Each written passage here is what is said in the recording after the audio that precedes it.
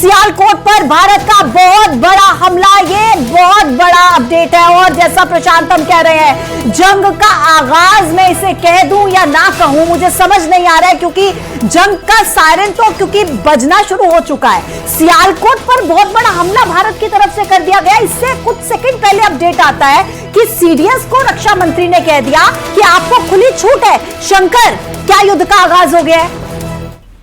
देखिए, निश्चित तौर पर अनौपचारिक तौर पर कह सकते हैं, लेकिन युद्ध का आगाज अभी हम फिलहाल नहीं कहेंगे। लेकिन जिस तरह से पाकिस्तान को भारत उसी के अंदाज में जवाब दिया जा रहा है, और जिस तरह से सियालकोट की अगर बात करें तो सियालकोट का जो इलाका है और इसके साथ साथ पाकिस्तान के कई ऐसे इलाके हैं जहां पर भारतीय जवानों के द्वारा उसे उचित जवाब दिया जा रहा है। और जिस तरह से अगर देखा जाए कि आज शाम में ही पाकिस्तान के द्वारा कई ऐसे जम्मू का जो पूंछ इलाका और अलग दूसरे कई ऐसे सेक्टर से बकायदा सामा का जो एरिया है वहां पर जिस तरह से पाकिस्तानी फायरिंग की गई है, उसके बाद उसका उचित जवाब दिया जा रहा है। और कहा जा सकता है कि भारतीय डिफेंस सिस्टम जो है इस वक्त में तमाम पहलुओं पर नजर बनाए गए हैं और पाकिस्तान के कई मिसाइलों को ध्वस्त किया गया है। इस वक्त की बड़ी खबर कही जा सकती है कि जिस तरह से इस मामले को लेकर तीनों चीफ, जो जल सेना, वायु सेना और थल सेना, तीनों चीफ जो है लगातार पल पल की जानकारी सीडीएस को दे रहे हैं। और सीडीएस इस मामले की जानकारी सीधे केंद्रीय रक्षा मंत्री राजनाथ सिंह को दे रहे हैं, और राजनाथ सिंह इस मामले की जानकारी सीधे प्रधानमंत्री को दे रहे हैं। तो एक तरह से कहा जा सकता है कि इस वक्त में जिस तरह से भारत और पाकिस्तान के बीच में जो स्थिति बनी हुई है, इस स्थिति को लेकर कहा जा सकता है कि भारत काफी जी। चलिए एक और बड़ी खबर बता दें आपको, लाहौर कराची में भी भारत का बड़ा हमला, पाकिस्तान के हमले का भारत ने मुंह तोड़ जवाब दिया है। पाकिस्तान को यह समझ लेना चाहिए था कि अगर उसने मिसाइलें दागी हैं भारत की ओर तो उससे कई गुना ज्यादा और कहीं ज्यादा भारी अटैक पाकिस्तान पर होने वाला है। सियालकोट भी रणनीतिक नजरिए से पाकिस्तान के लिए बहुत महत्वपूर्ण होता है। सियालकोट पर भारत ने हमला किया, बड़ा हमला किया। इसके अलावा लाहौर और कराची, दो बड़े शहर जहां से पाकिस्तान की सियासत, पाकिस्तान की आर्मी चलती है, उन दो बड़े शहरों को भी भारत ने टारगेट किया है। और अब लगभग तस्वीर साफ है। पाकिस्तान, जी हां, पाकिस्तान ने अगर शुरुआत की है तो खत्म हम करेंगे। ये लाइन समझ लीजिए, शुरुआत आपने की है, खत्म हम करेंगे। चाहे सियालकोट हो, चाहे जो अब आपके तमाम वो बड़े शहर, तमाम बेस, अब समझ लीजिए पाकिस्तान की सुरक्षित नहीं है। आपका चीनी माल आपको बचाने वाला नहीं है, आपके चीनी फाइटर आपको बचाने वाले नहीं हैं। बस अब आपने जहां छेड़ दिया है वो राग, और उस राग का खामियाजा अब आपको भुगतना पड़ेगा। ये देखिए, लाहौर और कराची में भारत ने बड़ा हमला कर दिया।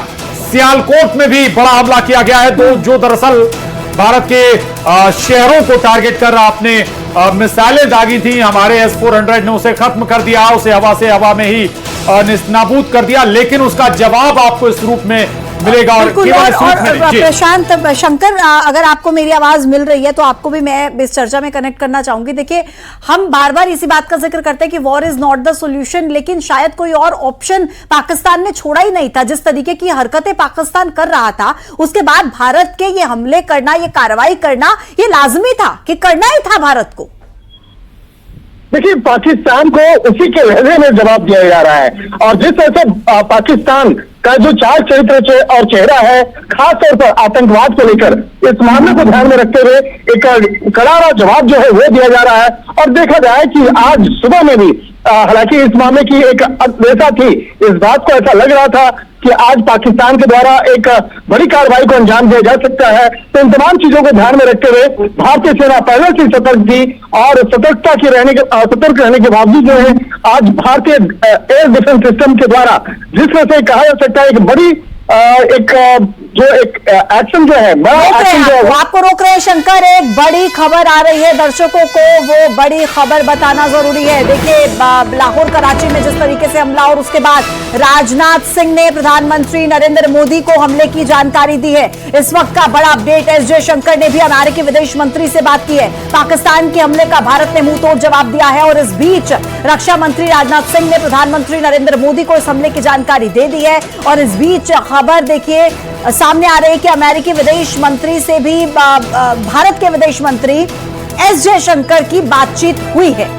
बिल्कुल, और ये जरूरी भी, इससे पहले भी जब दरअसल 9 जगहों पर स्ट्राइक की गई थी तब राष्ट्रीय सुरक्षा सलाहकार ने अमेरिकी विदेश मंत्री को, अमेरिका के राष्ट्रीय सुरक्षा सलाहकार को इसकी जानकारी दी थी। और अब एस जयशंकर ने अमेरिका के विदेश मंत्री को इस पूरे घटनाक्रम की जानकारी दी है। बताया कि कैसे भारत पर जो अटैक हुए उसके बाद भारत ने जवाबी कार्रवाई की है पाकिस्तान पर।